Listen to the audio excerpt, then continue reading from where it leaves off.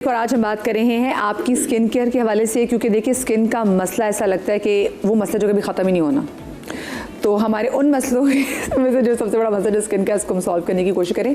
Doctor बतूल, आजकल लोग skin को लेके कौन सी बीमारियों में आपके पास क्लिनिक आ रहे हैं? अच्छा, ये जो इतनी अनएक्सपेक्टेड यहाँ पे वेदर हुआ है, स्पेशली इन कराची या पूरे पाकिस्तान में कह लें, जितनी बारिशें हुई हैं उसमें सबसे कॉमन इस वक्त जो हो गई हैं कंडीशंस, वो आपके बैक्टीरियल, फंगल और वायरल इन्फेक्शंस बढ़ गए हैं। इस वक्त कराची में एक इन्फेक्टेड कहना चाहिए चल रहा है फेरेंजाइटिस, जिसमें आपको हाई ग्रेड फीवर हो रहा है 102 103 के करीब। लेकिन आप जब रिपोर्ट्स करवाते हैं ना तो उसमें लिम्फोसाइट्स बढ़े हुए हैं, ना न्यूट्रोफिल्स बढ़े हुए हैं, ना बैक्टीरियल इन्फेक्शन आ रहा है, ना वायरल आ रहा है। So it's just viral. तो होता क्या है कि 102 बुखार पे लोग जाते हैं और जो है जो भी आपके जीपी होते हैं वो आपको एंटीबायोटिक फ़ौरन स्टार्ट करा देते हैं। तो एटलीस्ट कम अज़ कम आप 2 से 3 दिन देखें और अपने आप को किसी भी अच्छी जो है वो बुखार कम करने वाली मेडिसिन पे रखें। जब उससे कम हो जाए, अगर 103 से बिल्कुल नीचे नहीं आ रहा तो आप जाकर पैरासीटामोल की ड्रिप लगवा लीजिए, ठीक है। उससे आपका फीवर तेज़ी से कम हो जाता है। उसके बाद आप टैबलेट फॉर्म पे रहिए। ये आजकल बहुत कॉमन है, तो डायरेक्टली प्लीज़ एंटीबायोटिक पे नहीं जाइए। 3 से 5 दिन में वायरस खुद ही सही हो जाता है, सेटल डाउन हो जाता है। पानी का इंटेक अच्छा रखें। सेकेंडली, जो कॉमन है आजकल बच्चों में, वो मीजल्स और चिकन पॉक्स बहुत स्प्रेड हो रहा है। एंड फॉर गॉड सेक, अगर किसी के बच्चे को मीजल्स या चिकन पॉक्स डायग्नोज होता है और आपको डॉक्टर कहता है कि बच्चे को स्कूल ना भेजें, तो प्लीज़ ना भेजें उसको। इसलिए कि सिर्फ उस बच्चे ही की सेहत के लिए नहीं है, बल्कि आप दूसरे बच्चों को भी लगा रहे हैं, पूरी क्लास को, ठीक है। बच्चा एक दफ़ा कॉफ करेगा, वो पूरी क्लास इन्फेक्टेड होगी। इवन टीचर का, अगर टीचर बड़ी भी हैं एज में, टीचर का इम्यून फैक्टर अगर नीचे है, उस तक को लग सकता है। तो क्योंकि आजकल क्या है, नहीं डॉक्टर एग्जाम्स हो रहे हैं, नहीं डॉक्टर, अरे बच्चा 2 और 3 क्लास में रख लो घर पे। पता है, मुझे पहला जो ज़िंदगी का जो क्वारंटीन है ना, मुझे वो तब याद आता है जब मुझे चिकन पॉक्स हुए थे बचपन में।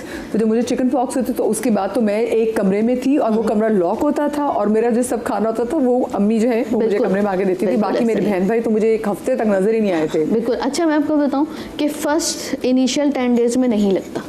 जब आपका ड्राई हो रहा होता है, चिकन पॉक्स हो चाहे मीजल्स हो, उस वक्त आप होती है, लेकिन उस वक्त आप लगाने वाले फेज में नहीं होते। आप कब लगाने वाले फेज में होते हैं? जब आपका ड्राई हो रहा होता है। तो ये एहतियात करनी चाहिए। जो थर्ड बहुत कॉमन है वो स्केबीज और फंगस है। अब हो क्या रहा है कि बच्चे ये समझ रहे हैं या बड़े ये समझ रहे हैं कि मच्छर काट रहा है और उसके बाद दाना निकल रहा है, हालांकि वो स्केबीज है, ठीक है। अब रात में अगर आपको स्पेसिफिकली खुजली हो रही है, इट इज स्केबीज, ठीक है। अब पहले से अगर फंगस था बॉडी में, वो फंगस सुपर स्टिमुलेट हो जाता है, तो वो आपको फंगस की भी पिक्चर मिल रही है और आपको स्केबीज की। लेकिन इलाज पहले स्केबीज का होगा, उसके बाद आप एंटी फंगल ट्रीटमेंट पे जाएंगे। सही। तो ये 3 चीज़ें आजकल पूरे कराची में और पूरे पाकिस्तान में ऑलमोस्ट कॉमन हो चुकी हैं। हर एक दूसरे घर में मौजूद हैं ये बीमारियाँ। Oh my God. और आपने स्किन को खूबसूरत करने का सोचा तो यहाँ पे हेल्दी स्किन का होना, और आप सिर्फ स्किन ये नहीं जिसका आपने ख्याल रखना, आपकी मुंह की है, आपकी पूरी बॉडी की जो है स्किन, आपको उसका ख्याल रखना है।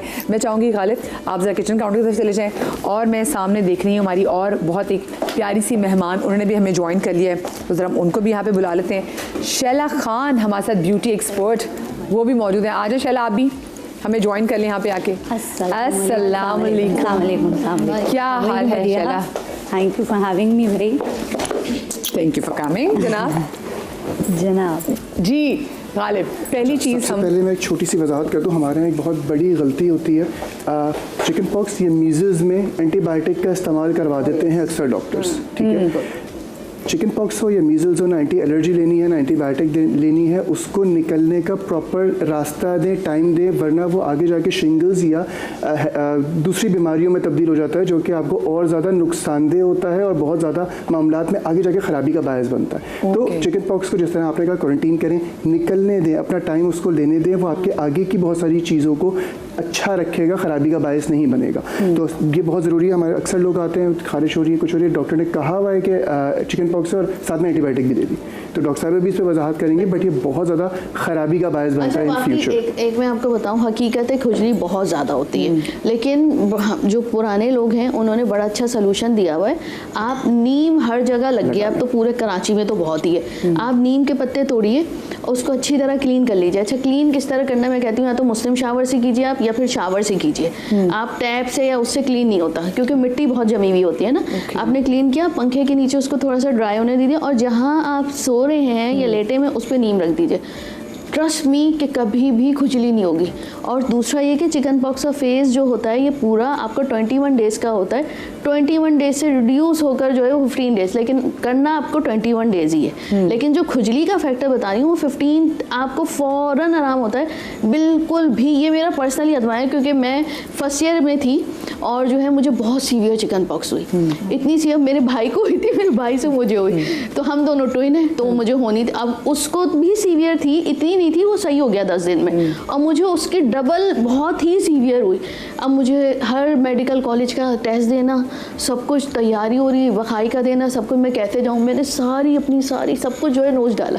बिल्कुल क्रस्टिंग फेज में थी वो, सब मैंने नोच डाला। और फिर जो है अम्मी ने कहा ये क्या किया? अब वो इतने बड़े बड़े मेरे डीप स्कार, यहाँ पे भी डीप स्कार है, यहाँ पे अब हील हो गए, लेकिन मोस्टली लोग करते हैं। अब देखिए मैंने किया, और जितने छोटे बच्चे होते हैं वो भी करते हैं। तो सबसे बेस्ट क्या होता है, आप नीम ले लें और छोटी छोटी ना डंडियाँ तोड़ के रखें और बच्चों को सिखाएं, देखो बेटा इससे करो, और उससे इतना एंटीबैक्टीरियल होता है, एंटी फंगल होता है। और नीम में तासीर जब आप अप्लाई करते हैं ना ठंडी होती है, और उस पर लेटें, चादर के नीचे अम्मी रख देती थी और वो सुकून इतना मिलता था। मैं सोचूं वैसे भी वेरी सूदिंग। एक छोटी सी ब्रेक के बाद हाजिर होते हैं, कहीं मत जाइएगा।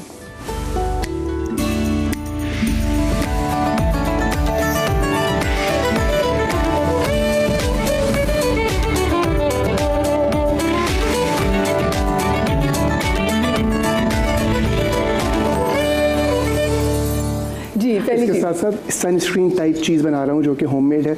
आप इसको लगा सकते हैं और सन की जो यूवी रेजेस से आपकी स्किन का डैमेज होना होता है वो इससे बच सकता है, और 100% विदाउट केमिकल है, तो इसमें ये बेनिफिशियल है। आपको किसी किस्म का साइड इफ़ेक्ट की गुंजाइश नहीं है। इसमें पानी या अर्के गुलाब अगर हो तो वो ज़्यादा बेनिफिशियल होगा। इसमें अर्के गुलाब लेंगे। फिटकरी हमारे यहाँ नॉर्मली मिल जाती है बहुत आसानी से। फिटकरी को किसी लोहे के तवे पे या कढ़ाई पे पका लें। ये उबलती है, जैसे पानी होता है इस तरह उबलती है। उसके बाद ये ड्राई होकर बिल्कुल पापड़ी जैसी बन जाएगी, जैसे बताशा होता है उस तरह बन जाएगी। उसको फिर अच्छी तरीके से पाउडर कर लें, और तकरीबन अगर आपके पास 100 ml पानी है तो ½ टीस्पून फिटकरी इस तरह पकाई हुई, विटामिन ई 200 या 400, टोटल हमें 800 mg लेना है, तो 400 mg के 2 कैप्सूल या 200 के जो है वो 4 कैप्सूल इसमें ऐड कर लेंगे। इसमें थोड़ा सा शहद ऐड करेंगे, ठीक है। बस ये 3 चीज़ें अच्छी तरह मिक्स करके किसी स्प्रे वाली बॉटल में डालकर, अगर आप चाहें फॉर फ्रेगरेंस को अगर डालना चाहें तो डाल लें, वरना ये बिल्कुल ऑर्गेनिक है, 100% हर्बल है। या आप फ्रिज में रख लें, और कहीं पे भी आपको जाना हो, धूप हो रही है या ह्यूमिडिटी की वजह से एक्ने के इश्यूज़ बहुत ज़्यादा होते हैं, आप स्प्रे करें, थोड़ा सा स्पंजिंग कर लें, टिश्यू पेपर से ड्राई हो गया, एक दफ़ा स्प्रे और करें और उसको खुद ड्राई होने दें, और ये एक बेहतरीन किस्म का सनब्लॉक बन जाएगा आपके घर में, जो आपको डिफरेंट किस्म की यूवी रेजेस से भी बचाएगा। जो पोल्यूशन डस्ट आपकी स्किन पे असर करती है मुस्तकिल बुनियाद पे, ऑब्वियसली वो चाहे बाइक पे सफ़र करें, चाहे बस में सफ़र कर रहे हों, या इवन अब तो रोड पे भी चलते हुए इतनी ज़्यादा मिट्टी और चीज़ें जो हमारे पोर्स को ख़राब कर रही होती है, उसके लिए भी ये एक छोटा सा लेयर डाल देगा जो कि आपको उन तमाम चीज़ों से बचाने में मददगार साबित होगा। अच्छा, हमारे यहाँ एक कॉम्प्लेक्स है बिला वजह का गोरा होना है, ठीक है। नंबर 2 झाइयाँ, 2 टोन कॉम्प्लेक्शन हो रहा है, कहीं से ऑयली टी जोन बन जाती है जिसकी वजह से ऑयली और ड्राई दोनों मिक्स हो रही होती हैं, और बहुत ज़्यादा अजीब सा चेहरा लग रहा होता है, कहीं से गोरा और कहीं से काला। उसके लिए बेहतरीन रेमेडी हो सकती है, आजकल तरबूज आया हुआ है। जिस तरह मैंने कहा, पहली बात खाएँ, तरबूज खाने से आपको बहुत ज़्यादा बेनिफिट्स मिलते हैं स्किन के। आप हाइड्रेटेड भी रहते हैं, तरोताज़गी भी नज़र आती है, और तरबूज लगाना भी एज इट इज़ भी अगर लगा लिया जाए तो इसके बहुत ज़्यादा बेनिफिट्स हैं। अच्छा, इसमें जो मैं मास्क बना रहा हूँ, इसमें तकरीबन 1 टुकड़ा मैंने तरबूज का लिया, बेसन तकरीबन 2 चाय के चमचे। अच्छा, बेसन तो वैसे भी कहते हैं बालों के लिए और स्किन के लिए बहुत अच्छा है। मेरी अम्मी के बहुत लंबे बाल थे, तो अम्मी कहती हैं हम तो बेटा बेसन लगाते थे। मैंने कहा बेसन? मैंने कहा उससे तो पकौड़े नहीं बनते।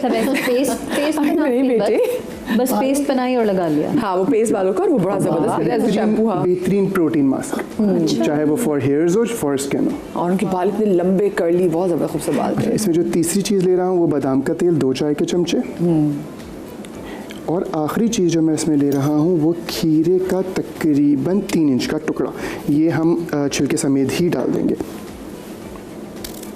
इसके छोटे टुकड़े करके डाल देंगे, ये ब्लेंड कर लें। ये एक बहुत अच्छा फेस मास्क बन जाएगा जो कि आपकी ग्लोइंग के लिए भी बहुत अच्छा है। ये आपके लिए हाइड्रेशन के लिए बाइस बनेगा। टू टोन स्किन के लिए एक बेहतरीन रेमेडी है और आप यकीन करें तो कि पूरे पाकिस्तान को चाहिए टू टोन, हमारा मेन मसला तो टू टोन का ही है ना। और ये अगर आप लगाते हैं तो आप मैं सिर्फ एक मिसाल दे रहा हूँ, अगर आपने इस हाथ पे लगाया है तो 15-20 मिनट बाद इसको वॉश करें तो ये अमेरिकन लग रहा होगा या जो है वो अफ्रीकन लग रहा होगा। इतना फ़र्क आपको महसूस होता है इंस्टेंट, और किसी किस्म का कोई केमिकल इसमें नहीं है। अगर जो लोग चाहते हैं कि और ज़्यादा इसको इन्हेंस करना है, एक चुटकी हल्दी का भी डाल दें तो वो और ज़्यादा आपकी स्किन प्योरिफिकेशन के लिए अच्छा एक एलिमेंट बन जाएगा। ये तो बहुत ईजी था वैसे। हाँ घर में है ये बात। हाँ खीरा, बेसन, एक टुकड़ा तरबूज और बादाम का तेल, चार चीज़ें हैं। अच्छा, जिस तरह हमने बात की इनर हेल्थ और इसके साथ साथ हाइड्रेशन, इनर हेल्थ के लिए भी एक चीज़ बताऊंगा, लेकिन उससे पहले हाइड्रेशन पूरी रखने के लिए जिस तरह हमने बात की कि पानी का इनटेक बहुत ज़्यादा ज़रूरी है। ह्यूमिड वेदर है, आज अगर बात करूँ तो 71% ह्यूमिडिटी है कराची में इस वक्त, ठीक है, जो हमारे बहुत सारी स्किन के इश्यूज़ का बायस भी बनती है। हमने बहुत तफसील से बात की। इसके लिए जो है वो अपने आप को इंटरनली हमें हाइड्रेटेड रखना बहुत ज़रूरी है, तभी अल्लाह रब्बुल इज़्ज़त की तरफ से इस मौसम में खरबूजा, तरबूज या इस टाइप की चीज़ें मौजूद होती हैं जो कि पानी की कमी को हमारे लिए इंटरनली पूरा करती हैं। तो तरबूज खाएं भी, लगाएं भी, जिस तरह हमने कहा। लेकिन उसके बावजूद अगर आप चाहते हैं कि कोई ऐसी रेमेडी जो कि आपको इंटरनली हाइड्रेटेड रखे, आपकी किडनी फ्रेंडली हो, आपको ओवरऑल हेल्थ के लिए अच्छी रखे, तो उसमें 1 गिलास पानी लीजिए, 4 से 5 पत्तियाँ पुदीने की, थोड़ा सा लेमन जूस, तकरीबन 3 to 4 ड्रॉप्स ओनली, और इसमें थोड़ा सा खीरा ऐड करेंगे हम, तकरीबन 1 टुकड़ा, बस इतना सा। और आखिरी चीज़ जो मैं इसमें ले रहा हूँ वो है मीठा सोडा। पूरी दुनिया में आजकल अल्कलाइन वाटर, मैंने कहा था डिटॉक्स वाटर, लेकिन मीठा सोडा अल्कलाइन वाटर बन जाएगा। और ये आपकी जो किडनी हेल्थ है उसके लिए भी मीठा सोडा बहुत अच्छा होता है। कुछ लोगों में मिसकंसेप्शन है कि जो है मीठा सोडा किडनी के लिए ख़राब होता है, लेकिन किडनी पेशेंट्स जो होते हैं जिनका क्रेटिनिन लेवल, यूरिया लेवल बढ़ जाता है, उनको सोडा मिंट की गोलियाँ दी जाती हैं। Soda mint is just this thing जो हम मीठा सोडा के नाम से जानते हैं, सोडियम बाइकार्बोनेट। तो ये एक चुटकी एब्जॉर्ब करता है, मॉइस्चर रिटेन करेगा। ये सिर्फ एक चुटकी, ठीक है। इसको हाइड्रेशन के लिए रेमेडी इस्तेमाल करें, ब्लेंड करें, इसको शेक टाइप बन जाएगा या जूस टाइप बन जाएगा। इसको छान कर भी पिया जा सकता है, एज इट इज़ भी पिया जा सकता है। ये एक बहुत अच्छी रेमेडी है आपके ओवरऑल हाइड्रेशन के लिए, किडनी हेल्थ के लिए, लिवर डिटॉक्सिफिकेशन के लिए, और चर्बी को घुलाने के लिए भी ये मददगार साबित होगा। लो जी, आप तो बस आप सब लोग लो जी, क्योंकि इसमें तकरीबन तमाम चीज़ें डिटॉक्स वाटर वाली ही है, सिर्फ मैंने मीठा सोडा। लेकिन मैं आपको तो सबसे ज़्यादा लोगों को रोकेंगे चर्बी को खिलाएंगे, आप फिर वो कहेंगे पीना है जरूर, तो खाना नहीं छोड़ेंगे, कैलोरी काउंट नहीं देखनी। हाँ वो नहीं भाई। तो साथ में जब आपको जो चीज़ें बता रहे हैं ना, तो साथ में आपने कुछ एहतियात भी करनी है। हाँ, रात को जिंगर खाएं और सुबह जो है वो डिटॉक्स वाटर पिए, तो इससे कोई फर्क नहीं पड़ेगा। पराठे हों लच्छे वाले और पूरी चल रही है, कभी कभी तो अच्छे भी लगते हैं लच्छे वाले पराठे। ये तो लाहौर में ही अच्छे लगते हैं। हाँ जी। स्किन तो अपनी जगह पर, स्किन के लिए भी रेमेडी जो अगली बता रहा हूँ बहुत ज़्यादा बेनिफिशियल है, मगर जिगर की हेल्थ के लिए बहुत अच्छी है, गट हेल्थ के लिए बहुत अच्छी है। हमने बात की गट हेल्थ अगर आपकी अच्छी है तो भी आपके स्किन पे बहुत अच्छे इफेक्ट्स आते हैं, एब्जॉर्प्शन ऑफ फूड अच्छा होता है, तो उसके लिए रेमेडी बहुत अच्छी है। और इसके साथ साथ डिफरेंट किस्म की इन्फेक्शंस जो कि आंतों में होते हैं उनके लिए भी अच्छा है, जिगर फ्रेंडली जैसे मैंने कहा है, और ठंडक का एहसास दिलाता है। ये ओवरऑल बॉडी के लिए एक बेहतरीन रेमेडी है। इसमें 1 गिलास पानी लेंगे, इसमें कासनी के बीज 1 चाय का चमचा, किसके बीज? कासनी, चिकोरी कहते हैं इसको इंग्लिश में, कासनी, सौंफ 1 चाय का चमचा, खीरे के बीज बहुत इजीली मिल जाते हैं, ये 1 चाय का चमचा, और आखिरी जो चीज़ है वो थोड़ी सी मुश्किल से मतलब पंसारी से ही मिलेगी, घर में नॉर्मली अवेलेबल नहीं होती, ये है गुले नीलोफर के फूल। ये इस तरह के होते हैं, ये तकरीबन 3 से 4 फूल इसमें ऐड कर दें। इसका कहवा बना लें, तकरीबन 1 गिलास पानी में पकाएं, जब पौना कप रह जाए तो इसको छान लें, ठंडा कर लें, और इसको आप ग्रीन टी की तरीके से, लेमन भी ऐड थोड़ा सा कर सकते हैं, ग्रीन टी की तरीके से लें। ये डिटॉक्सिफिकेशन के लिए, लिवर हेल्थ के लिए, गट हेल्थ के लिए। टेस्ट में कड़वा होता है, कैसा होगा? मज़े का होगा ये, क्योंकि इसमें जो है चिकोरी भी बहुत ज़्यादा कड़वी नहीं थी, फिर सौंफ का जायका आ गया है, तो ये एक अच्छा सा ऐसा होता है कि आपको अच्छा एहसास भी दिलाता है फौरी तौर पर। और इसमें अगर आखिर में बनाने के बाद 1 चाय का चमचा अर्के गुलाब डाल लें तो ये बेहतरीन चीज़ बन जाएगी आपकी ओवरऑल हाइड्रेशन के लिए अगेन जो पहले मैंने बताया उसके साथ साथ अगर ये भी इस्तेमाल करना चाहें तो कर सकते हैं। जिन लोगों को प्यास बहुत ज़्यादा लगती है, अगर आप शुगर के पेशेंट नहीं हैं तो उनके लिए भी ये बहुत ज़्यादा बेनिफिशियल है। ओवरऑल अगर आप लिथार्जिक महसूस करते हैं पूरा दिन, आजकल ह्यूमिडिटी की वजह आपने से बोला थकान अगर का आप एहसास शुगर के होता है। पेशेंट्स नहीं है तो इसका मतलब है शुगर के पेशेंट को नॉर्मली प्यास लग रही होती है बहुत ज़्यादा, जो कि वो शुगर से ताल्लुक़ होता है, तो ऑब्वियसली वो इसमें मददगार नहीं होगा। अलबत्ता वैसे अगर इसको इस्तेमाल किया जाए नॉन शुगरी पेशेंट्स जो जिनको प्यास लग रही है तो उनके लिए बहुत ज़्यादा बेनिफिशियली है ये रेमेडी। शुगर के पेशेंट इस्तेमाल ज़रूर कर सकते हैं, ये प्यास में कमी का बायस नहीं बनेगा क्योंकि वो रीज़न कुछ और है। सही तो ये 4 रेमेडीज़ थी आज की जो कि अगर आप अपनाते हैं और बहुत इजी रेमेडीज थी जनाब। मैं तो वो कि सिर्फ 2-3 ऐसी चीज़ें जो आपको लेनी पड़ेंगी, अदरवाइज तो सारी चीज़ें घर में अवेलेबल हैं। भाई मुझे ब्रेक की तरफ जाना है, लेकिन ब्रेक से जब मैं वापस आऊँगी ना तो मैंने शैला से ये ज़रूर पूछना है कि शैला आजकल अपने स्टूडियो में लोगों की स्किन की वो प्रॉब्लम्स कह रही मैं हल कर रही हूँ जो कि मैंने क्रिएट भी नहीं की थी, तो किन किन प्रॉब्लम्स की वजह से लोग इनके पास फेशियल के लिए आ रहे हैं, हमसे जानेंगे लेकिन ब्रेक के बाद।